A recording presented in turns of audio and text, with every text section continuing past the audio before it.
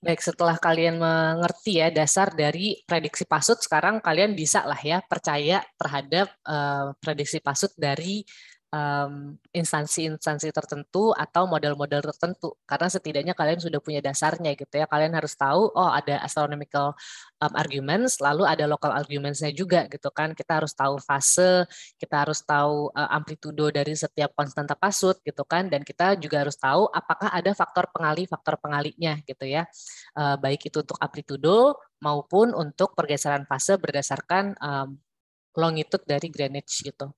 Nah, ada beberapa tipe produk tidal prediction yang paling sering kita gunakan itu adalah tide table gitu ya. Tide table ini adalah produk dari ini sebenarnya, produk dari persamaan yang tadi kita sudah pelajari ya. Jadi untuk koreksi F dan A itu akan tentunya gitu ya akan dihitung gitu berdasarkan periode 18,6 tahun. Jadi F ya sama A itu akan terulang persis setelah 18,6 tahun sekali lah kira-kira seperti itu ya. Jadi ya ini sama aja ya. Pokoknya H itu adalah amplitude dan G itu adalah phase lag gitu. Jadi kayak pergeseran dari si fasenya kira-kira seperti itu. Nah, kita bisa lihat tide table itu ada dua instansi paling tidak yang mengeluarkan di Indonesia, yaitu Pusidrosal dan BIG. Gitu. Nah, jadi misalnya ini punya Pusidrosal gitu ya, ini ada beberapa stasiun pasut di Indonesia ya, nomor 1 sampai 90 berapa. Ini 97 ya kayaknya paling paling besar kalau penglihatan saya. Misalnya di Sabang gitu ya, ada koordinatnya dulu posisinya. Lalu ada waktunya, ini paling penting ya. Ini jamnya itu berarti kita pakai jam GMT gitu ya, bukan jam pakai jamnya GMT plus 7 ya, bukan GMT. Jadi udah digeser gitu fasenya gitu ya. Lalu di sini tipe pasutnya adalah semi diurnal ya. Kita sudah saya rasa rekan-rekan sudah pelajari ini di tugasnya Pak Wiwin minggu lalu ya. Jadi yang menghadap ke Samudra Hindia gitu lebih prevalennya itu semi diurnal. Lalu apakah ada koreksi bulanannya gitu ya atau tidak. Nah, tabel pasutnya kira-kira seperti ini. Simpel banget sebenarnya cara bacanya ya. Jadi di sini ada tanggal ya, T itu tanggal 1 sampai dengan tanggal 31. Saya rasa bisa coret-coret ya. Jadi ini tanggal ya 1 sampai 31. Berarti kalau di bulan lain ada yang 30, ada yang 29, ada yang 28 kadang-kadang kan. Lalu di sini ada jam gitu ya, jam 1 sampai jam 24. Jadi gampangnya di sini jam 1 tanggal 1 jam 13 itu kita akan mendapatkan ketinggian muka air laut sebesar 0,5 gitu ya. 0,5 dari mana? Dari MSL di sana ya, kira-kira. Lalu bukan dari MSL saya rasa karena nggak ada minusnya di sini. Kayaknya dari Z0 dia gitu ya. Nah, tapi biasanya dikasih tahu kok gitu ya, itu berdasarkan di mana titiknya. Ini tuh dihitung dari mana, itu ada datanya di buku pasut. Nah, kita bisa lihat di sini ada titik ya di sini ya, bahwa di sini artinya dia itu low water gitu. Oke. Lalu kita bisa lihat lagi nih naik ya sampai sini ya, ada kayak titik lagi gitu. Saya rasa sih ini kotak sama bulat ya, tapi pokoknya titik sama kayak bintang itu saya ingat itu bintang.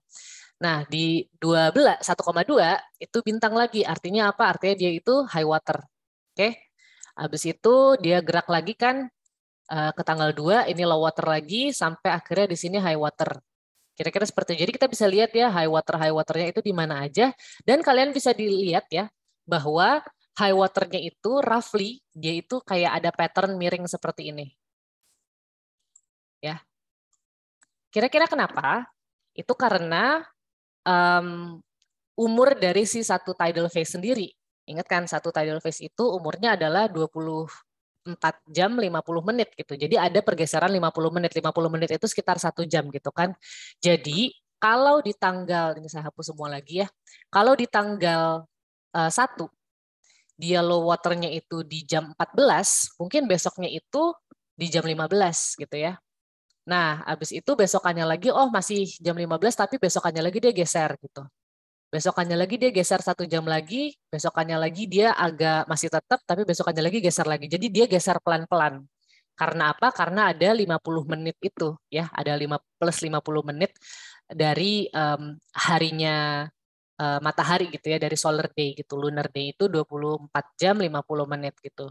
Jadi itulah kenapa dia kayak, oh gitu ya, high water sama low waternya tuh makin lama makin geser gitu ya, makin lama makin telat gitu. Jadi nggak pasti gitu ya, misalnya, oh di sini pasang selalu di jam segini, tidak gitu. Karena ada pergeseran itu.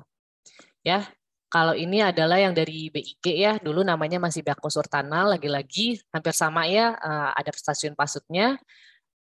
Sayangnya kalau kalian tanya kenapa dua-duanya punya, saya rasa saya nggak punya jawabannya ya, karena itu tupoksi dari masing-masing ini, masing-masing instansi.